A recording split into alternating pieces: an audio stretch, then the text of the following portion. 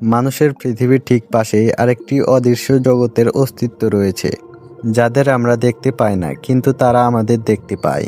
ইসলামী ইতিহাস, প্রাচীন কিংবদন্তি এবং রহস্যময় ঘটনাগুলোতে বরাবর উঠে এসেছে এক ভয়ঙ্কর নাম, জিন। কিন্তু সব জিন এক নয়। কিছু জিন অত্যন্ত দুর্বল, আবার কিছু জিনের ক্ষমতা নিয়ে আজও কিংবদন্তি প্রচলিত। আজকের এই ডকুমেন্টারিতে আমরা জানব ইতিহাসের সবচেয়ে শক্তিশালী জিনদের সম্পর্কে, তাদের ক্ষমতা এবং কেন মানুষ আজও তাদের ভয় পায়। ইসলামী বিশ্বাস অনুযায়ী জিনদের সৃষ্টি করা হয়েছে ধোঁয়াবিহীন আগুন থেকে, মানুষ সৃষ্টি হয়েছে মাটি থেকে, আর ফেরেশতা সৃষ্টি হয়েছে আলো থেকে। জিনরা মানুষের মতোই স্বাধীন ইচ্ছাশক্তি রাখে। তাদের মধ্যেও ভালো এবং খারাপ উভয় ধরনের সত্তা রয়েছে। কেউ আল্লাহর ইবাদত করে, আবার কেউ মানুষের ক্ষতি করার চেষ্টা করে। তারা আমাদের পৃথিবীতেই অবস্থান করে, কিন্তু অন্য মাত্রায়। সবচেয়ে ভয়ঙ্কর জিনদের মধ্যে একটি হলো ইফরিত।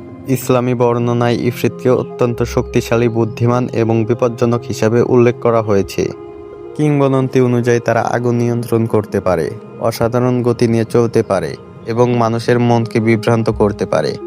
অনেক প্রাচীন কাহিনীতে বলা হয় কিছু ইফরিত ধ্বংসপ্রাপ্ত নগরীর নিচে বাস করে। মারিচ জিনদের বলা হয় সবচেয়ে অহংকারী এবং শক্তিশালী জিনদের একটি জাতি। তাদেরকে সাধারণত সমুদ্রের সাথে সম্পর্কিত করা হয়। প্রাচীন আরব লোককাহিনীতে মারিচকে বিশাল আকারের এবং জাদুকরী ক্ষমতা সম্পন্ন হিসাবে বর্ণনা করা হয়েছে।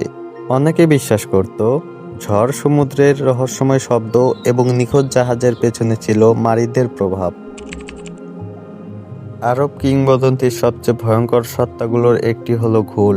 তাদের সম্পর্কে বলা হয় তারা মানুষের রূপ ধারণ করতে পারে। নির্জন মরুভূমি, অন্ধকার রাস্তা এবং পরিত্যক্ত স্থানে তারা ঘুরে বেড়ায় বলে বিশ্বাস করা হতো। প্রাচীন ভ্রমণকারীরা দাবি করত রাতের বেলা অদ্ভুত ছায়া তাদের পথ ভুলিয়ে দিত। সবচেয়ে পরিচিত এবং কুখ্যাত জিন হলো ইবলিস।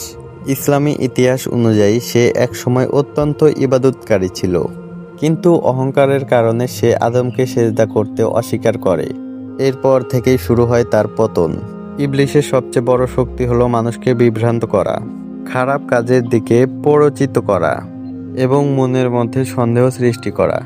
ইসলামী বিশ্বাসে সে মানব জাতির প্রকাশ্য শত্রু। জিনের অস্তিত্ব নিয়ে বিশ্বাস এবং রহস্য হাজার বছর ধরেই মানুষের কৌতূহলের বিষয়, কারণ বিজ্ঞান এখনো এতটা উন্নত হতে পারেনি যে জিনের অস্তিত্বকে প্রমাণ করবে। কোনো মুসলিম যদি জিনের অস্তিত্ব অস্বীকার করে, তাহলে তার ঈমান দুর্বল হয়ে যায়।